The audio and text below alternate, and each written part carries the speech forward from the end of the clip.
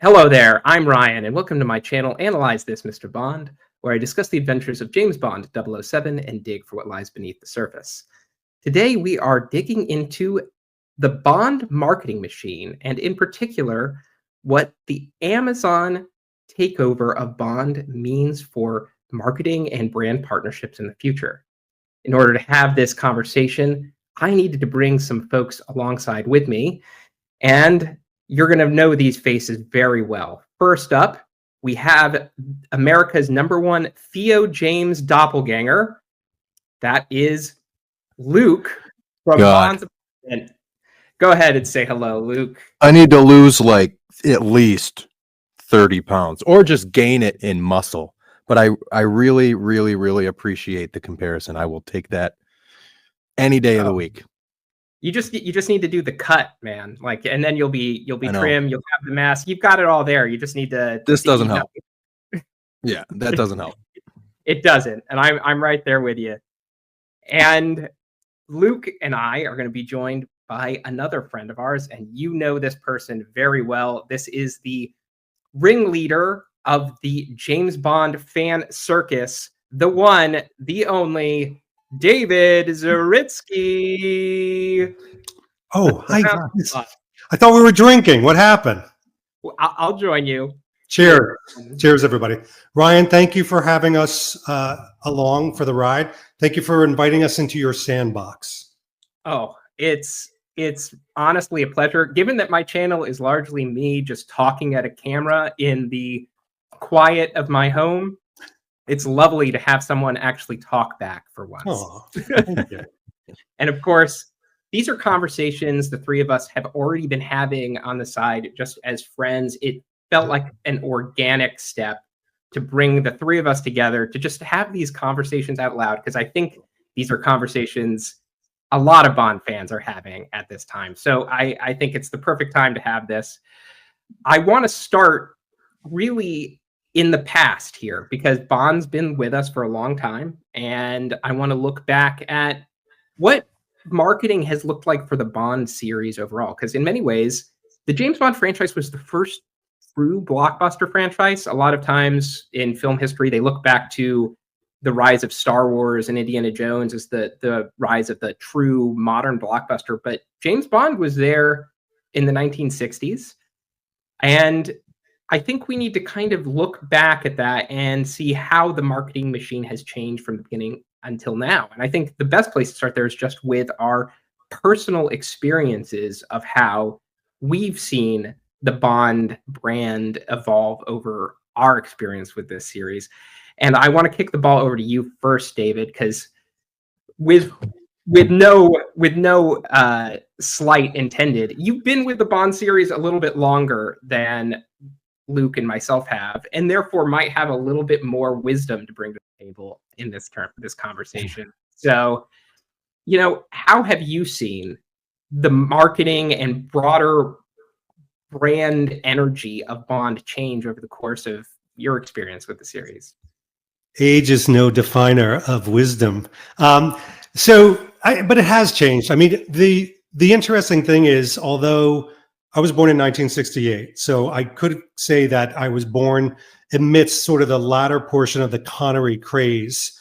We knew that there were so many things being marketed for children, adolescents. There was cologne ads that said, "Kill your woman with James Bond cologne." I mean, that was the type of marketing that was going on.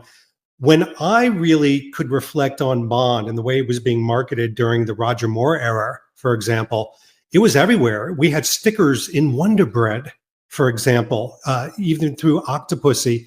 And then through Dalton, it got a little quieter. I think we've hit this transition.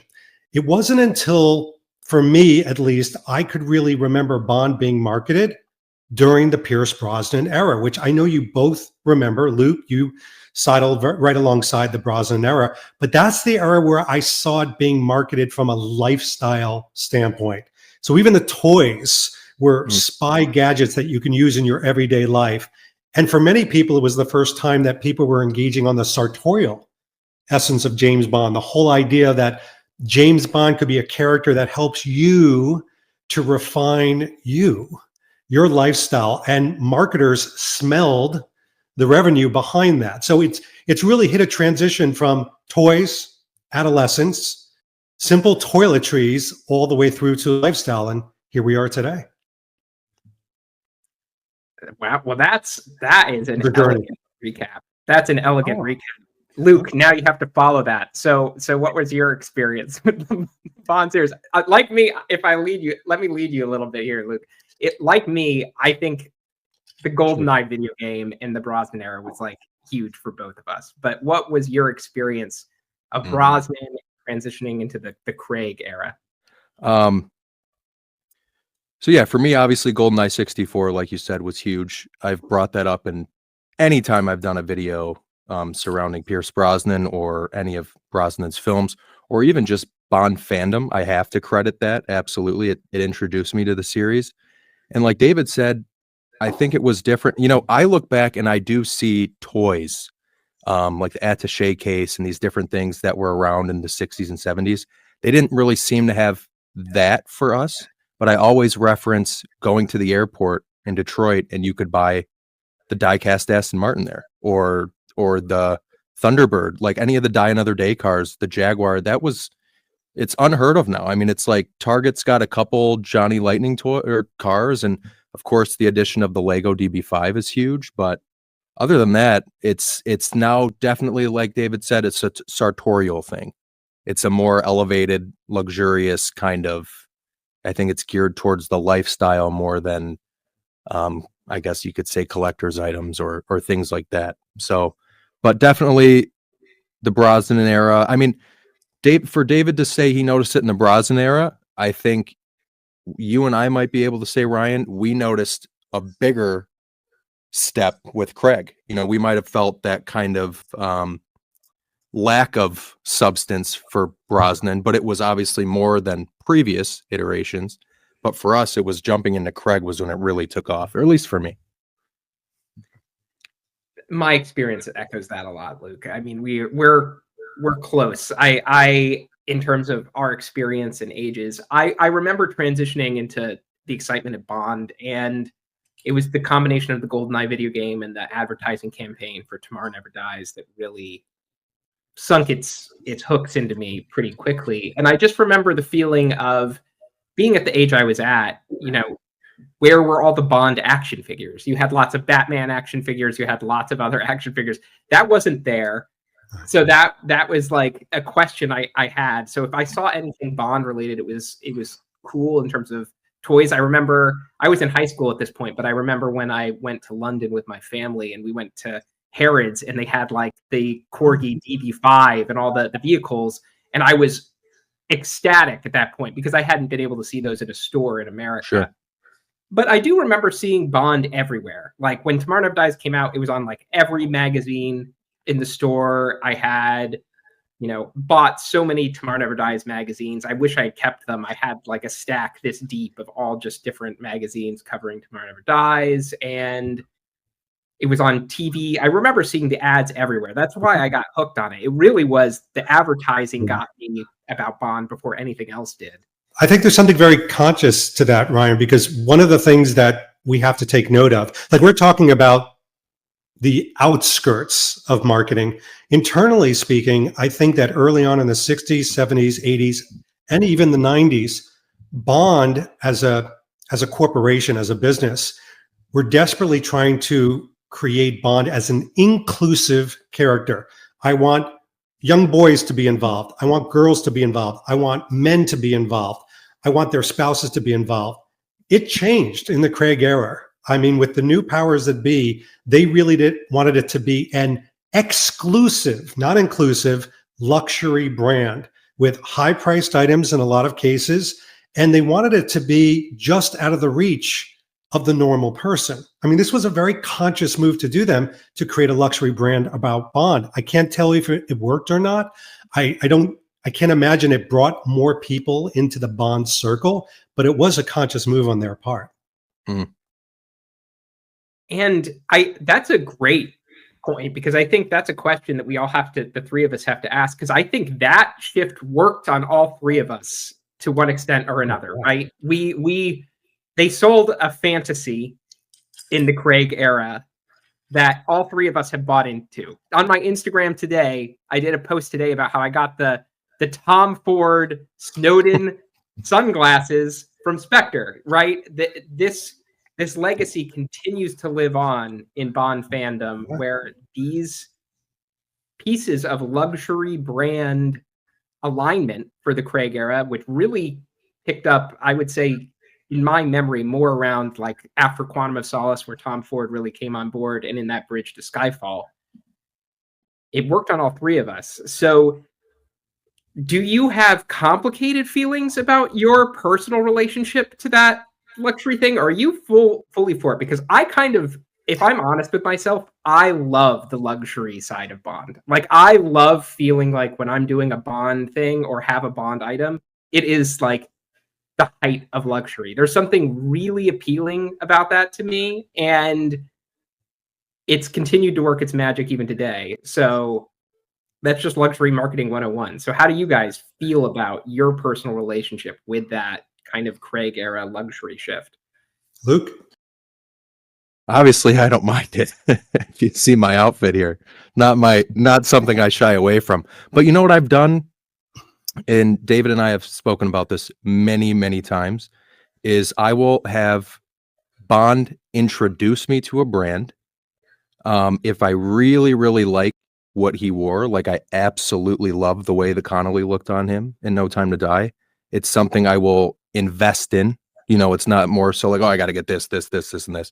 It's something like I'm very conscious about what it is that I purchase. I try to be somewhat economic about those purchases, but then to the point I said about something David and I discuss is then once I've discovered Connolly or Sunspell or NPL or wherever it may be, then I'm like, okay, how can I incorporate it into my daily life that's not breaking the bank, and it's not buying all the Bond pieces. It's just kind of learning the brand, you know, and kind of being adjacent to Bond, taking the introduction from Bond and then incorporating it into my own lifestyle, my own budget. That's a great point. Luke, I think Luke hit the crux of it right on the head. And that is Bond lifestyle has become a social entity. It's something that you can share with others. It's not a miserly thing. You share it. You literally wear it on your sleeve. And that's what he hit on the nail, was that this is something that we can do in our everyday life every moment. When you collect $6 Million Man or Star Wars figures or whatever it is, heck, if you wear a stormtrooper suit to cosplay to a convention, you could take them out every now and then. You can go down into your basement and take a look at it, wipe off the dust. I do it. But no, I mean, you can wear the brands, you can investigate. And I think that, you know, this is going to be controversial, and I apologize. I'm going to ruin your channel. I think men have lost the ability to create small, studied nuances in their life. These small moments, you know, it used to be that we would have to take our time to shave because it was a straight edge. Now we try to do it as quick as we can. You know, it's the same with fast food and AI. It used to be these slow, luxurious moments where you could have a slow drink with another friend. It's changed now and then. Now we're in the world of get it done quicker so you can get on to the next thing. The Bond sartorial life forces you to take your time, study yourself. And also, I will say this, I think it's caught on in such a big way, and marketers know this. The Bond people know this. Amazon knows this. It's a group of people that are trying to constantly be a better version of themselves. Ryan, I eat up your Instagram, and your Instagram, when you show your style and fashion, it's not about showing the same thing as you were yesterday. It's this constant level of improvement. And look what I'm doing here with a brown and a blue. And now I've tied up midnight, and now I'm studying this. And then other people fall into that world. Again, I keep going back to Luke. He shared it so well. These social moments. Oh my gosh, there's somebody like Ryan. There's somebody like Luke. And there's somebody like David, just like me. I thought it was this terrible secret that I was living. And it's not something that lives in the shadows anymore. I think that is so beautifully said, David. And one thing, the alcohol. It brings out the best and worst in all of us. But I think the one thing that I really respond to in what you said is that Bond uniquely as a hero is a character who puts an emphasis on aesthetic pleasure, whether it's sartorial moments, whether it's food moments, whether it's travel and just luxuriating in the beauty of being someplace beautiful in the world. There are all these different facets, and it's something that's very unique to the Bond character, because a lot of other action heroes do not have time for that. You know, John McClane isn't fussing over the exact ratio of alcohol in his cocktail. But it's something really interesting to see the way the Craig era leans into that and started to magnify that in seeking out certain brand partnerships, largely through the costume design lens first and foremost, and then kind of branching out there. So while we're kind of at this point, what do you think are the more notable successes in the recent marketing efforts, and what do you think are the more notable weaknesses, let's say, in how the Craig era has pursued some of these marketing endeavors? I'm going to start with you, David. You're the marketing king here, so I'm very curious what your thoughts are. I think any mid-sized to small brand that has used, I'll call them Bond capsules, these wonderful collections that have a small nod or homage to a particular Bond movie, especially the Craig ones. They've done very, very well, not just in the sales of those brands, but also connecting with their customers and knowing what they like. And I'm wearing NPL for a reason. It's not an NPL Bond moment, but I think that brand is a brand we 100% would know nothing about if it wasn't for their role in the Daniel Craig era and how they monopolized in a positive way, how they then embraced the Bond community, used, I hate this term, you all hate this term, content creators and influencers to spread the message and magnify it. And all of our Brown did the same way. I mean, these people created these capsules around mom and pop style companies, and now they're not mom and pops. And a lot of that is using the Daniel Craig influence of where they're showing in the movie, making sure I pronounce it right on your channel so you don't get hate. But that's a definition of success. Where it has failed is when they tend to go off the reservation and they use a Daniel Craig moment that they overinflate their appreciation of a luxury brand. So for example, the Octopussy egg, the backgammon set, these things that are 15, 25, 125,000. And I know what they're trying to do. Some people said, oh, they're trying to sell a bunch of those. I don't think they could care less if Fabergé sells one of those. It's advertising. It's marketing the brand in alignment with James Bond. The problem is you can have amazing backlash and blowback. Fabergé did not win any hearts and approvals of Bond fans by doing that. In fact, I would walk faster past a Fabergé store rather than go in it. So they failed in that, and I will mention them by name. So I think there's a whole swath. You could create a whole video of failures and wins, but the wins I think will carry through to Bond 26, dare I say. Oh, that is a exciting prediction. We'll get to Bond 26. We'll get to that. We'll get to there. But so Luke, as you look back, what wins from the Craig era in terms of marketing endeavors, brand partnerships really stand out to you? So I agree with David. I mean, I'm big on these smaller brands that, like he said, I wouldn't have known anything about at all.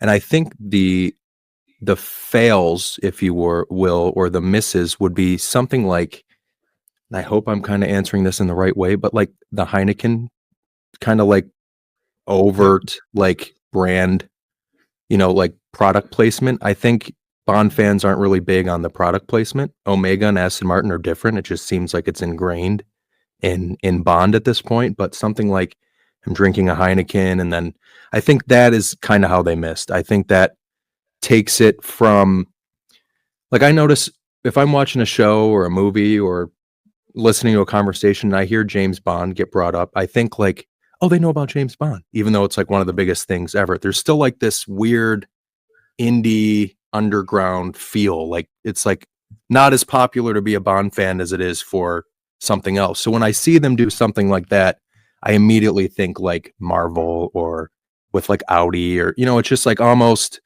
you can get away with still making a $1 billion movie without having that blatant of product placement. So that would be my answer. That really blatant, I guess the easiest way to say it, something that has no historical value towards James Bond would be my example of like a miss. And not to dogpile on that, Ryan, but one of the things that I've noticed, to Luke's point, is that the Heineken is a great example of what I would call off-brand. Although Bond does drink beer in the books, the movie-going Bond lovers do not think of him in the beer swigging momentum. And actually, they show him drinking beer when he's down and out, you know, in Skyfall. So it's like, I think to Luke's point, like very few Bond fans probably go into a restaurant or a bar going, oh, if it's good enough for Bond, I'm going to order a Heineken. No, you know, they'll move towards something else. So I think that's a great case of probably Eon and Danjak approving a brand for the money, dare I say, for a paycheck, as opposed to for the authentic alignment to who Bond is. Thank you for that, David. Yeah, thanks for I mean, and he's right. But in that same vein, then you see him still down and out drinking Macallan. So it's like, so why did you need the Heineken? Because now he's down and out just getting incredibly drunk, but off something that we know James Bond would actually drink. So, I mean, for me, it's like if I go to a restaurant and I see Macallan up there, I immediately think, oh, James Bond drinks that. If I see a Heineken, that's not what I think of.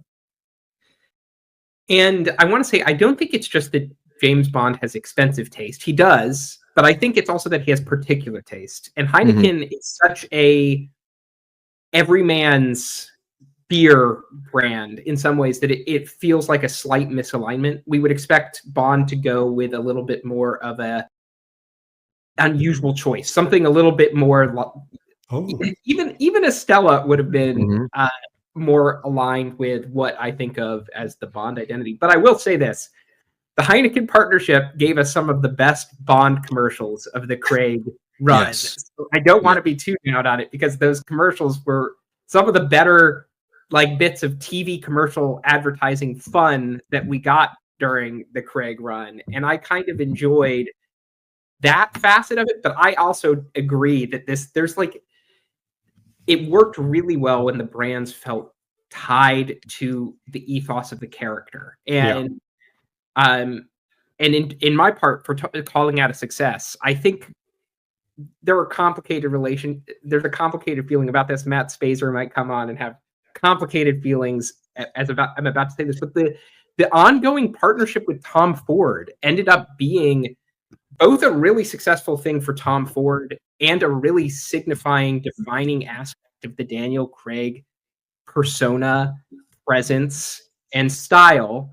And I think it benefited both brands. I think Tom Ford would have been a big brand no matter what. Nothing was going to stop Tom Ford from achieving success. But in particularly in elevating the attention to their menswear in the space, the Bond Association did a lot. And when you just look at a true business partnership where there's some synchronicity between what is going on there, I think that worked in both cases over the course of that run.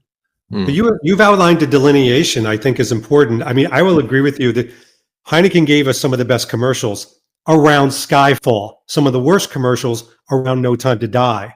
And the reason I say that is Skyfall Heineken commercials were mini movies around James Bond. No Time to Die were mini movies around Daniel Craig. Yeah. It was really around Daniel Craig. And because of that, if you line them up and say Skyfall versus No Time to Die Heineken commercials, Skyfall is going to win every time. And as far as your Tom Ford example, I think that is phenomenal as it pertains to Quantum of Solace. But after that, they shut down the capsule lines of Tom Ford. They never had another official capsule outside of Quantum. So for the subsequent movies where they showed Tom Ford, there was the official license between the two was neutralized. That's interesting, because you still know they there was so much attention on both sides for that. And I have to imagine that, just to take a brief tangent there, that was over Tom Ford's reservation about the cuts of the Daniel Craig suits. That was a particular style that Daniel Craig developed with the costume designer, Jenny Tamim, for Skyfall and Spectre.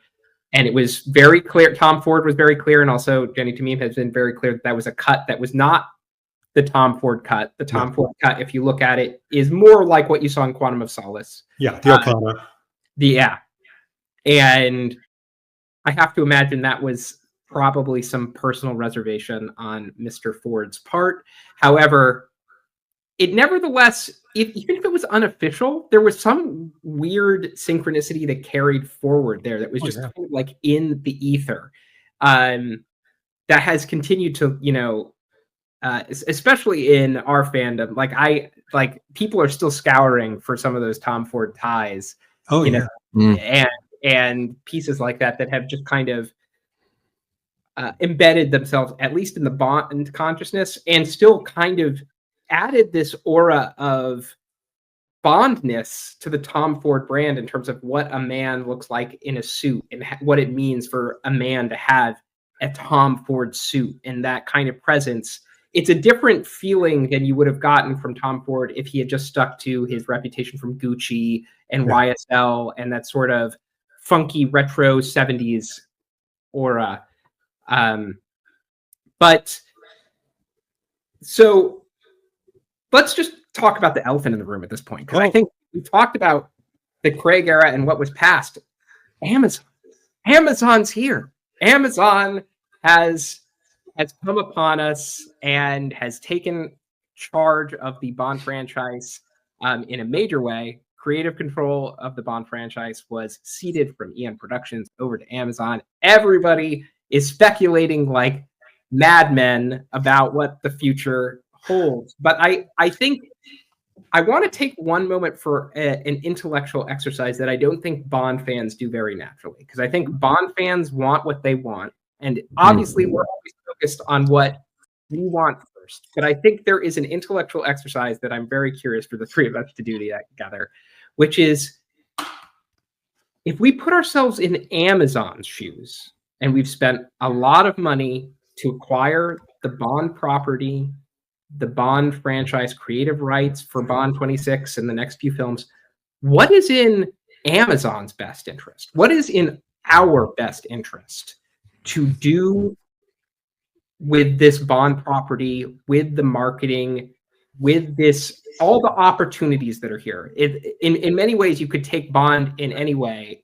With what we know of Amazon today and its existing infrastructure is in Amazon's best interest.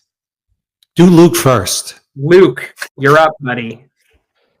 Well, I would say, and I know this is, both of you guys know, but David and I both working in marketing, this is something I hear every day, and that's voice of the customer. So I would really, really hope that they've got their ear to the pavement and they would do what they know the fans want. I think there was times when we had an influx of marketing. I will use this for the rest of this video. Skyfall was incredible, the way they marketed Skyfall, and it obviously helps with the Olympics, but you can't even say, well, oh, they had the Olympics. No, they chose to work with the Olympics and market with the Olympics. That was brilliant. So I hope Amazon does something similar. I hope they can find ways to market it in unusual ways. I hope they try to market it to broader audiences. And I really hope that they pay attention to what the fans want. I would think in their position, especially with the things that the producers have been saying and the heads of studio have been saying, they're making it sound like, yes, it'll be different, but we're still going to, stay on track with what Bond is. Prove it through the marketing. And obviously, if the marketing is good enough, people will see the movie anyways, but I think people will continue to come back to an Amazon production based on how well their marketing is and if they're marketing the product truthfully. Thoughtful answer, Luke. That was good. Yeah, hard to follow that. I think it's in the best interest of Amazon to be Amazon. And Amazon has had a very successful run. I can name all the names, but more recently, Fallout, the series, of exactly what Luke said. They have developed their licensing and productization by, and this doesn't sound very sexy, but follow me on this, analytics and looking at data, developing insights, and creating the experiences for those insights. It's an old marketing trick that goes back to caveman times. I'm sure about it. UGG saw something on a cave wall and wrote it on another cave wall, and everybody wanted, mammoth meat suddenly. But in this day and age, I think besides listening to the customer, as Luke said, and they will, and they are, listening to the fans and what fans want, which will, by the way, introduce new products that we have dreamt of and required, because it is going to be the voice of the customer. It's going to be the customer experience first versus brands first. Whereas Eon was, which brands are raising their hands and willing to pay the 18%? I think now you're going to get productization that is born out of Amazon. That's the other thing too. They will create their own products in many cases, which may leave some brands to the side. I'm sure we'll get to that. But the other thing that I will add about Amazon that I think only Amazon can do, and I'm excited about this, again, not sexy at all, is technology. I think it behooves Amazon to really lean in to the technology they have developed. They've developed things where people can be watching a movie and on their second screen, two screening, as we call it in marketing, the thing that you're looking at right now, a jacket that Bond is wearing, pops up and you can purchase it right there and it comes the next day to your door. I don't mind that. And some people are like, oh my gosh, we're going to get disturbed during movies. If you want to embrace that sartorial side, or if you want the food and things like that, you will be approached by that. And Amazon has the technology to do that in a really wonderful way that creates a rudder for us to steer into that. So yeah, those are the two things I think really Amazon, it behooves them to really focus on. Those are both exceptional answers. As I was preparing for this conversation and thinking about that exact question, one of the things I was thinking about is I think it's also in Amazon's best interest to, again, shore up the core audience, because I think a brand falls apart when you don't shore up the core audience, right? Yeah. Nobody but the core audience is buying into it, and if the brand doesn't have a core audience, it just falls apart. But there's a sense in which the Bond brand, because it was so narrowly luxury focused during the Craig era, was not diversified in a lot of ways that could be easily attained by, let's say, the youth set, the kid set. And I think that's a really important market for Bond. Bond is a 4-quadrant blockbuster. It is adult targeted in a way that some other franchises are not. It's not quite the same as Spider-Man in its youthful energy or something like that. But what I have felt missing for a while is Bond is a family phenomenon. That's how I always felt about it. My father introduced Bond to me. It was something like a dad passing on a secret to his son when I sat down to watch the Connery movies with my dad. And there's just not as much that was available to, say, give to your son under the Christmas tree on a yearly basis that son would be excited about. And that is the one gap I want to say about the Daniel Craig era that I feel very acutely, was that as much as I actually appreciated the way that it tried to embody the ethos of James Bond, the character, in cultivating this sort of boutique lifestyle experience, lost a little bit of the family element of James Bond. And I think with Amazon's reach and Amazon's attention to varied audiences and interest in expanding, undoubtedly, the Bond brand into a full 4-quadrant blockbuster, I think it's in Amazon's best interest to figure out ways to re-inject itself into a market that was neglected. And I know some of us have just felt like we've wanted to see toys selfishly, but it's really just me knowing that there's a youth market out there that loves toys, and it would be great to have like the electric car set again that makes sense, to like bring that out and pull that out on Christmas morning, and everybody gets to watch as, you know, the 5-year-old kid plays with the electric car set or something to that effect. And that's what in my heart has felt like it has been missing for the past, you know, 2 decades of Bond. I want to say, you know, really since Die Another Day, that we haven't had that.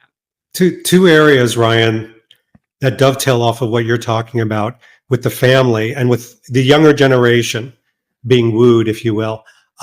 There was a recent marketing report. It was a cross genre. So it wasn't entertainment. It wasn't Bond. It wasn't pharmaceuticals. It was a cross. It basically said that there are two things that the younger audience requires and wants. Number one, they gravitate to technology. And they also gravitate to being an older version of themselves because they see that older version as an equation to autonomy. That they've hit this, they can do what an adult does. So I would say I'll take your idea, which I love, and I'll just add to that instead of just toys, because I don't know too many kids nowadays that play with toys. Technology? Hell yeah. Video games? Hell yeah. And do they all want to be an older version of themselves with this perceived or real autonomy that they have? Hell yeah. So I think Amazon could then take that really great knowledge that we just put out there and build something very successful against that. I think so. Luke, does that thought excite you? I mean, I feel like, look at him. How excited he is. He looks riveted. But I mean, you and I both came to Bond in part through the video games, right? I think we're not totally alien to that experience, and I think that has been a gap during the Craig era. I don't know. How did you feel about the video games during the Craig run, Luke? This is my thing. Any video game was, I would take it.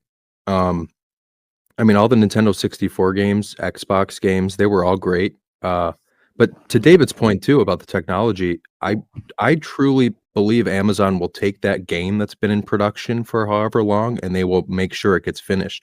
Like David said with Fallout, people like that correlation. I mean, and even The Last of Us, things like that. People like this correlation between video games. It's like kind of something, I don't necessarily want to say it's new. I think GoldenEye 64 kind of was the first game I ever played where it was like very shot for shot with the film in most cases. And that was, for a kid's imagination, just unfathomable. But I think now there is kind of, people think video games are being so well produced and so well written that you can kind of have them go hand in hand, video game and film or video game and TV series. It's like another piece of source material almost. Yeah. Yeah. I mean, look at how successful the Harry Potter video game prize has been. And I mean, that's a really important reference point, because obviously David Heyman, the film producer of the Harry Potter films, is now helping shepherd the future of Bond. I think I don't want to overextend the parallel between Harry Potter and Bond, because I think you could do that. But I think you see that same synergy that you're talking about there, Luke, with Harry Potter, and the way that has branched out into a true multimedia enterprise in a way that does speak to a youth audience, partially because of what that material is, but also because it's meeting them in the place where they are, which is in many ways the video game market. I'm a film person at heart. I grew up on movies, but I think there is some truth that we all have to acknowledge, that video games are now making much more money than the film industry is, and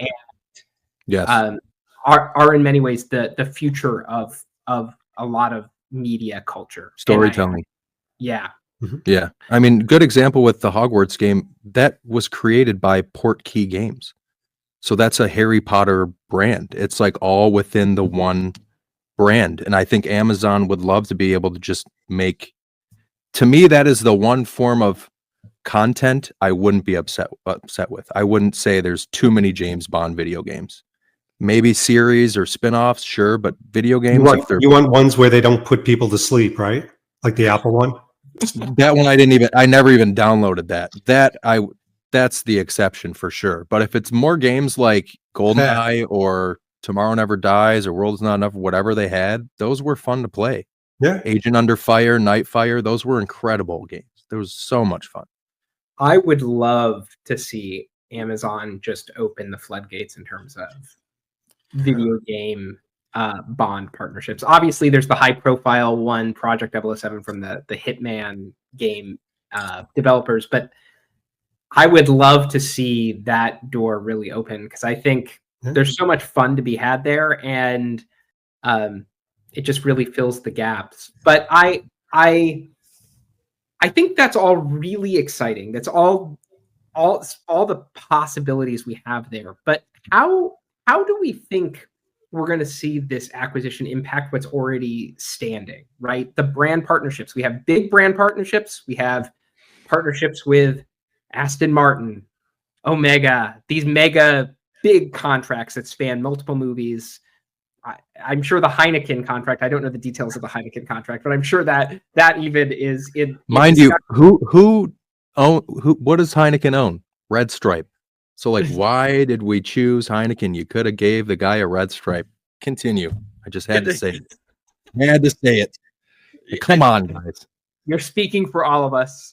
And then we also have the smaller brand partnerships. We have the NPLs. We have the kind of like one-off tie-ins with things like Varney and all these interesting little brands that have kind of popped up over the course of the Daniel Craig years and have been brought to some level of notoriety through that connection. What do we see happening at the macro level with those mega partnerships, and what do we think is going to start to happen with some of the micro partnerships? Will we see the micro partnerships kind of fade, or will we see them continue? Luke, what are your thoughts? Oh, I was going to say, I kind of wanted to take this first because I kind of want David to fact check me a little bit here. And I think Ryan and I, or David, you and I, one of us, or whoever, we've had this conversation. A lot of it stems from, or a decent amount of it stems from the costume designer, right? So if they see something they really like, and then obviously, I don't think Janny or Sudarat were like, well, I can't use Ray-Ban because we don't have a partnership with Ray-Ban. I think it was more so what fits with the character, and then maybe some of these partnerships stemmed after that. Some, not all, here or there. Obviously not the bigger ones. But I could still see them having NPL or Connolly, but does that mean NPL is going to have a whole Bond line after? That I don't know. That's where I would defer to David, because there are many things that he wears, for example, All Saints, baby corduroy pants, or something like that, where we find out it's All Saints, but there's not like an All Saints capsule of Bond stuff, like David said. So it's kind of like, will they still be in the films? Possibly, maybe. I mean, these are luxury brands, some of them British brands. They make a lot of sense for him to wear. If you really want to step back like us three would and say, what would Bond go buy walking around London? It would probably be these brands. But are they going to have these full lines 007 branded? The existing ones, I don't know. I kind of say I don't think so. David, I'll pass it over to you. For us to have this conversation, I think we need to just define for your audience, you've got heritage Bond brands and you've got licensed Bond brands. And by the way, a heritage Bond brand can be licensed if they have a license with Eon and now with Amazon. The reason I start with that little denotation, if you will, is because heritage brands will always be associated and can always be associated with Bond. And although they can't show images of Daniel Craig and Sean Connery, or they're not supposed to, on their websites, they'll always have that heritage, that institutional knowledge that they were a natural sartorial pick. Bennett and Winch, not licensed, with the James Bond people, a heritage brand. Sunspell, never licensed, but they're a heritage brand. So that will, I believe those heritage brands, like Luke is saying, costume designers will pick these brands out naturally because it looks the part and it's their creative essence. And because of that, they can either get a license or they don't have to get a license. And both of those brands that I named have seen a lot of uptick and a lot of revenue just by appearing in a movie without getting an official license. Okay, let's put those aside. Now you've got the licensed ones. What's that? RGT. RGT. Thank you, Luke. That was worth interrupting me. So, but I think what's happening right now with the licensing brands is there's sort of a little wringing of their hands, like and Peel, Olabar Brown. Like, will this partnership where they naturally showed up in a film, but now there's a license, will it continue? I don't know. I sort of almost doubt it will. And I think a lot of those branded contracts may just seek its maturity. So if they have a year contract or 2-year contract, it will mature out. I do know, without naming names, there are some brands that are sort of just riding out their contract, but they're not releasing any new capsules. They want to kind of see where everything goes and lies, because they know what we know, which is Amazon is going to create a lot of their own material. And you could take that as a sartorial pun, but we know that many of the products that we see will come from the engines, the factories, and the producers, the manufacturers, the distributors of Amazon. The 007 store will and is today on Amazon. So all of those things will be ported over because they have the ultimate marketing engine. Why would you put your movie in a Betamax when you have the highest level of Blu-ray and then some? So these are the types of things that I think that they're thinking. Here's my kind of, are you going to get to like a wish list moment, Ryan? I don't want to take any thunder away. The wish list is the conclusion of this video. So, and I don't want to talk about that yet, but I will say that I say that brands like Omega, so you mentioned a big brand, Omega, I do think that they will actually continue forward. And I think Amazon's going to take a look at those, not just the good known brands, but the big brands that are good for each other. And I think Omega is an example of what is good for each other. Why do you say it's good for each other? Why Omega? Because Amazon, I think what they understand is that they have the most luxurious brand in all of entertainment right now. James Bond is the most luxurious brand. It is a brand to itself. And they're going to want to buoy all of their other brands. When they come out with a jacket through Amazon, it won't have any brand credence. It has no luxury credence. But all of a sudden, they also have a partnership with Omega. Bollinger. Oh, Aston Martin. And so all of these luxury brands that have hundreds of years of history of institutional luxury will help buoy their own brand. I think they're very smart like that. Oh, damn. Wow. That is RGT. That is Dude, I'm posting that when this video comes out. That's going to be my hashtag when that comes out. Quote, in quotes, RGT. Yeah. RGT. Can I add one thing if you don't mind? Go ahead. No. Something. Yeah, and I'm just waiting. Give it 8 seconds. David will say it just to get back at me. So one of the things I've noticed too about Bond is a lot of those not licensed products are very popular amongst celebrities. So Brunello Cucinelli, Persol, Prada, things like that. Like, these are very expensive luxury brands that people like. I mean, the amount of times I've seen Zac Efron, Ryan Gosling, and Persols, or if you watch Succession, half that cast is wearing Brunello Cucinelli or whatever it may be. These are just like blatantly obvious, like really expensive brands that they incorporate like here and there. So, I mean, when I was Rag and Bone. Yeah. Rag and Bone. That's actually true, though. It is true. Billy Reed, RGT. But one of the things I noticed, like when researching the Snowdens, it's like Leia Seydoux is wearing Persals. He used to wear Persals in Casino Royale, never licensed, like David said.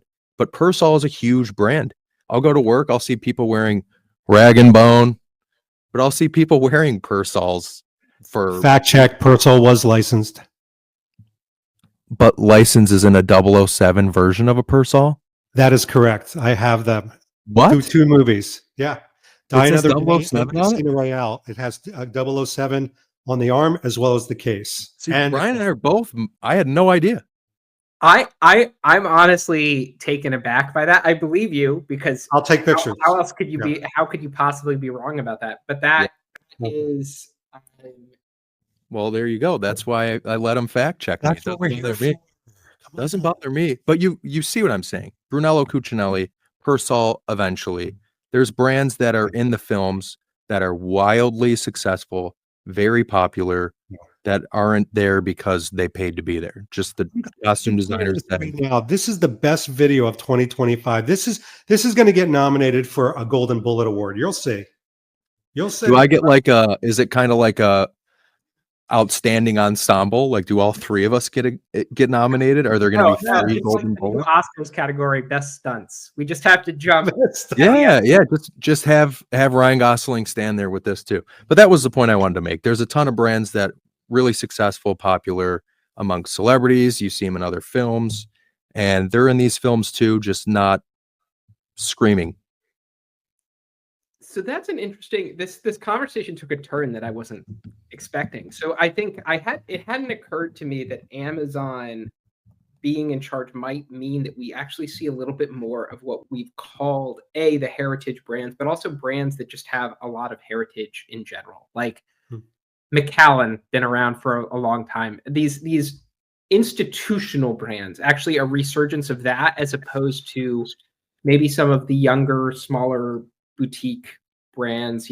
It's probably less likely that my wish that, for example, British tailor Tom Sweeney, up and comer that it is, relatively speaking, on Savile Row would be featured, but maybe a Jeeves and Hawks might be approach to do something for a Bond movie or something like that, assuming the costume designer is even factoring that in and isn't just picking what looks beautiful on the screen. A lot of times, I want to be crystal clear, costume designers choose what looks good, and regardless of other considerations. Although since Casino Royale, they've had choice, but that choice has been seriously influenced by licensing. And that goes back to Brioni. Oh yeah, I believe. Yeah. I'm undoubtedly. Yeah. But so do we? That raises some interesting questions. Do you think that we could possibly see an actual in Bond 26 more celebration of these sort of iconic brands? Maybe, like, again, Bollinger's already been cited, like Bollinger front and center, Macallan front and center. Aston Martin is a no-brainer given the legacy Bond connection as well as their existing agreement with Bond. Like, those partnerships really getting pushed in a way that is adding credibility to the Bond brand that Amazon is trying to establish. Can I go first on this one? Yes. So I think the quick answer is yes, because Amazon in some ways is going to want to play this safe. They're not going to want their first film out to be this, oh, look how different they are. So the more they can embrace the tropes that we know, from the music to the gun barrel to gadgets to Q and Moneypenny having all the characters there, outside of those tropes, if you surround Bond with what people are comfortable with, familiar with, like the brands that are now iconically aligned, like I'm not talking about the Bennett Winches and Sunspells, I'm talking about iconically aligned, you do give people a warm comfort safety zone that I think Amazon from a marketing standpoint would be very smart to embrace. Luke, anything to add? I don't want to cut you off before I go. No, I agree with that. I agree with that completely. I would hope that's what they do. And over time, just like all the rest of the films have done, over time they kind of add in a little more here and there. I think the Heineken thing's another good example. That was very blatant, like David said, kind of unnecessary product placement, but you kind of forgive them because it's a tiny thing in Skyfall, and Skyfall was really well received and it was a great movie. So you're just kind of like, Amazon could do the same. They'll say, let's just stick with the tropes, and I agree. I really do hope Omega stays on, because another thing with Amazon, they're worth like $2 trillion. They don't need anybody else's money, which is good and bad. Do we look like we need the money? It's that quote whenever I think of Amazon. It's just Jeffrey Wright just to To the lighter of entertainment. Yeah, it's completely true. So I think it's good and bad. They can do whatever they want without having to answer to anybody. But I also think something like was said, Omega is kind of a staple now. Aston Martin, things like McKellen, maybe, but I think they can make their own things. They can reach into other divisions of Amazon to participate in making these things or promoting these things or whatever. And I'm kind of hoping it's very heavily costume designer focused moving forward. I agree. I agree too. And also story driven. I don't want. Sure. I say this. What is it in Goldeneye that he drives? Is it a Perrier truck at one point during like the tank chase that he drives? It goes through, the tank goes through a Perrier. Yeah. All the cans go. I don't need that in my Bond. No. Nothing's like Moonraker. When in Moonraker, when the ambulance is going up the hill on all the turns, there's literally a billboard with all the products on every corner. It's right there. Albert R. Broccoli got to eat, as the kids say. It's insane. Science fact, not science fiction. Jesus. I think Albert Broccoli was eating just fine. All that spaghetti. Poor guy can't even defend himself. Jeez. Just talking about the last name, guys, please. Well, whatever. It is what it is at this point. But we've been chatting for a while here. Oh. I'm looking at the timer counter. We're coming up on an hour. So it's time to bring things to an elegant close. And to do so, I want to ask you what we've been waiting to talk about. David tried to get there ahead of me, as he often does, because he's ahead of the game.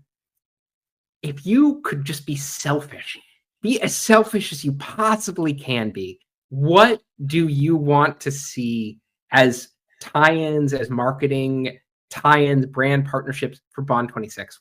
Luke, what's your most selfish dream? What's the one thing that you would ask for? It doesn't even have to be financially feasible. Just the one thing you really want. I think Bond's apartment pillows everywhere. Yes. Everywhere. Street corners, buses, trains, planes, automobiles. I'll keep it simple. I'll say two things. Number one, please stick with Omega. I think they've been around long enough, and it's a brand that's actually done a really, really, really good job. I think something like a Rolex has no interest in working with the studio to create pieces or innovate on pieces. Rolex does what Rolex wants to do, and that's okay. There's nothing wrong with that. I like the fact that Omega likes to innovate and make products based on working with the actor or the studio, whatever it may be. And then number two, I said it earlier, something similar to Skyfall, that marketing juggernaut they had. I would love to see that with all of the films under the Amazon regime. Just market the crap out of it, make it so exciting. And I think that's a huge reason why Skyfall did so well. It was marketed incredibly well. That's it. I'm done. RGT. RGT. Dragon Bone. Dragon Bone. I'll never forget that one. That was the step by step. I would, you know what? I'm not going to change my answer for the sake of variety. So I'm going to sound really repetitive. But if I'm really selfish and I thought of one brand and one thing that I want in Bond 26, it is a new Omega watch that has been co-designed by whichever Bond actor they choose, co-designed by the costume designer and co-designed by the amazing designers at Omega. And it's not just because I want a Bond watch from the new movie. Of course I do. But, and again, I'm stealing the essence of what Luke is saying. Omega has not just been here before, I want a brand that I can grow with from a customer experience. And Omega just does customer experience right. It doesn't matter if you're a pauper, if you're a Prince. young college student, like, saving up for your first watch, or you're on your 20th Omega, they treat you the same. And that level of customer experience is it's something that I'm nervous that we may lose. And I don't want us to lose if Amazon starts to create all of their own things. They don't need to have the Amazon engine marketplace have a wonderful customer experience with David Zaritsky. Nobody's like treating you a certain way and having that connection. It's like, do you want to purchase? Do you want free shipping? Do you not want free shipping? Those are your choices in the customer experience. I'll give you a great example of why I'm saying Omega. There are brands out there like Theory who came out with this piece right here, which is a great piece. It's their new card set. It's got like gadgets galore. It's got a great gold pen. It's got great certificates. It's absolutely gorgeous. I'm going to say something you don't hear in my channel often. The customer experience and the experience with this brand has been horrible, awful, the most awful communication, terrible. And I'm not going to air dirty laundry. I will just say that I will never deal with this company ever again. But I bought that myself because I like the product. I don't want that to happen. I don't want to buy a product without being a part of the journey. I've now become so spoiled where I want to be a part of the fabric and story of a brand. I know where NPO came from. I know the people. I know their trials and tribulations. And I feel like I don't want to lose that either by bad customer service, Theory, or by it becoming somewhat colder and more transactional in the way they market. Can you insert the Homer Simpson into the bush meme when he says that just over my little screen here? But I love that. I love the raw, honest David. I love that. But I mean, obviously I agree. That's the clip I'll use to promote this. It's Yeah. And actually, like, somebody ripping apart the box. Video. Yeah, just don't upload the video and just have that clip, and then people will be like, "Wait, when did he say that? Why did he say that?" No context. I'll just chop up this entire call into the most. Zaritsky goes mad cow. Yeah, make it a series. No context, David. No context, Zaritsky. Just random things. Yeah. But you can really tell all three of us are watch people, because to go with Omega, that was going to be my pick. I was a little fanboyish about it because I really want that partnership.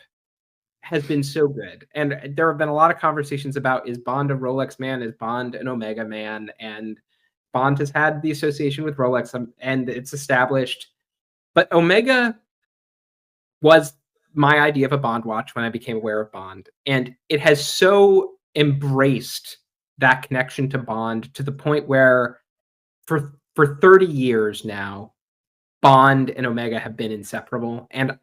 And I think Omega has a really great opportunity here for this. And this is what I really hope happens. In addition to what David and Luke, you both said, the costume designer has designed a watch. I really want that watch to essentially be the introduction of the next generation of the Seamaster Professional, the Brosnan watch. It's going to be due for a refurbishment, a revamp by, let's hope, 2027, early 2028, whenever Bond 26 releases. It's going to be the perfect time to release a new matte version of the Seamaster Professional with just slightly different proportions, whatever updates they want to make to it. And there's no better time to do that than by releasing, like, just kicking it off with this one-of-a-kind special Bond watch that celebrates that connection, that goes right back to the Brosnan era Bond watch and is the latest version of that. That, I think, is such a wonderful way to cement that Bond 26, this is Bond as you know, but also build on what has been a 30-year partnership between its legacies. So I love that. That is what's nice about that too with Omega is when that watch comes out, you can actually find it. Not even to like slight other brands. They want to make sure that it's attainable. Yes, Yes. it'll be expensive, but they want you to be able to buy it, And Yeah. David, incredibly good point with the customer service, because I have a few Omegas. I haven't bought any of them new, but David has introduced me to the gentleman that run the Fifth Avenue store, the gentleman at the King of Prussia store. Yeah. And to me, it's like when that day comes when I'm like, you know what, today I'm going to buy a Speedmaster. I would love nothing more than to fly to New York and do it at the Fifth Avenue store, just based on relationships that have been built and the way I've been treated. I mean, it's like, they're like, this is an Omega customer. Just because he didn't buy it here doesn't mean he won't. But Yeah. based on this experience, he may not. So that's huge too. I mean, I would love to fly out there, make it a day, have David buy me dinner, Sure. and just spend the money. There's an old saying in management that says people will never remember how a manager solves a problem or even what kind of raise they give you. They remember how they make you feel. That's why people leave a company or stay a company, the way people make you feel. Omega understands that. Yeah. It's the emotional connection to these watches. It's not a transactional item. I have a hypothetical that'll prove this. Let's say hypothetically, Omega this year, in the anniversary year of GoldenEye, the movie, was to release a quartz version of the very first Omega watch they had show up in the film, but screen accurate, which has really never been done. And they offered a GoldenEye quartz watch for an affordable price because it's quartz, but it's screen accurate with a beautiful new GoldenEye anniversary box. How tempted would the two of you be? I'm speechless at the thought. Yeah. I would lose my mind if that was to be Me done. too. For sure. Yeah. Yeah, That would end up.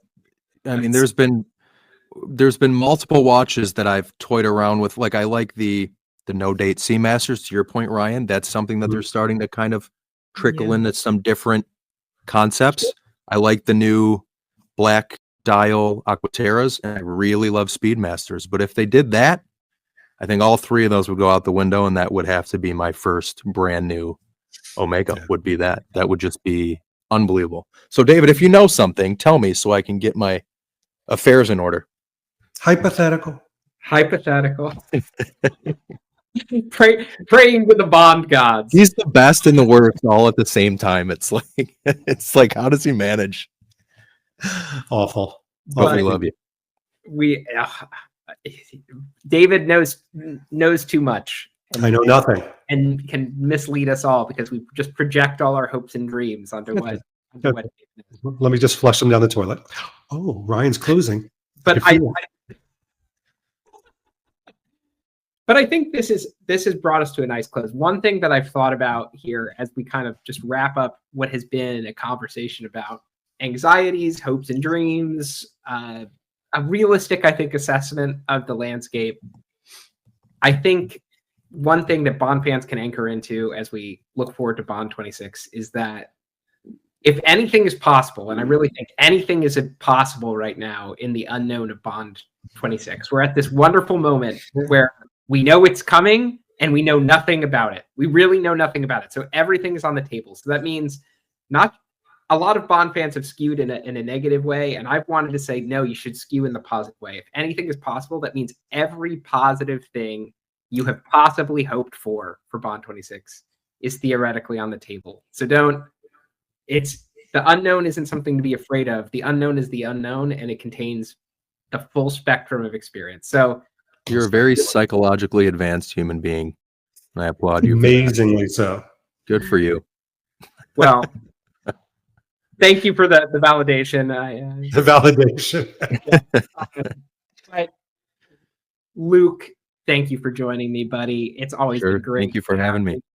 David, it's always a joy. This has been such a lovely conversation with you both. Thank you so much for being here. Thank you for having us. A joy, a pleasure. And folks, thanks for watching this conversation. And as always, I'll catch you in the next one. You know where to find Luke. You know where to find David. They'll be linked in the comments if you don't, for some reason, know where to find Luke and David. But you should know. And I'll see you in the next video. Bye. Oh.